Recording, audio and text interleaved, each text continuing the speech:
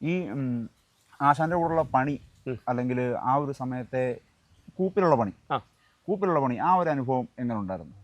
കൂപ്പിലത്തെ പണിയെന്ന് പറഞ്ഞു കഴിഞ്ഞാൽ അന്നത്തെ കാലത്തെന്ന് പറഞ്ഞാൽ അത് നരകം പിടിച്ച പണി തന്നെയായിരുന്നു. കാര്യം എന്ന് പറഞ്ഞു കഴിഞ്ഞാൽ ആ ഒരു സിറ്റുവേഷൻ നമുക്കിപ്പോൾ പറയാൻ പറ്റില്ല. കാര്യം എന്ന് പറഞ്ഞാൽ പറഞ്ഞു കഴിഞ്ഞാൽ നമ്മൾ കുറേ പറയാനുണ്ട്. കാര്യം എന്ന് പറഞ്ഞു കഴിഞ്ഞാൽ പണിയെന്ന് പറഞ്ഞു കഴിഞ്ഞാൽ രാവിലെ പണിക്കട് കയറ്റി വിടും, അല്ലെങ്കിൽ ഞങ്ങൾ വക്ക കെട്ടുകയാണെന്ന് പറഞ്ഞാൽ 3 ആന 4 ആനയൊക്കെ പണിക്കേറി പോവുക.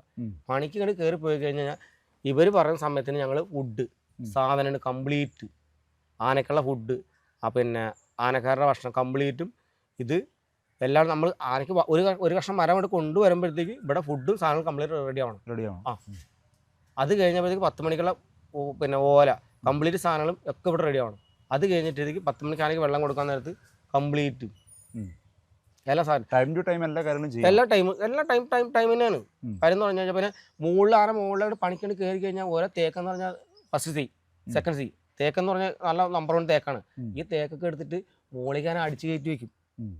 ആനക്കാരൻ്റെ മോളിക്ക് നമ്പർ 1 തേക്കാണ്. പക്ഷേ നമ്മൾ ഈ ആനയെ നോക്കും വേണം, ആളെ നോക്കും വേണം, വക്ക കെട്ടും വേണം, നമുക്ക് ആനയുടെ കാര്യം നടക്കുമ്പോൾ എല്ലാം ചെയ്യണം വേണം.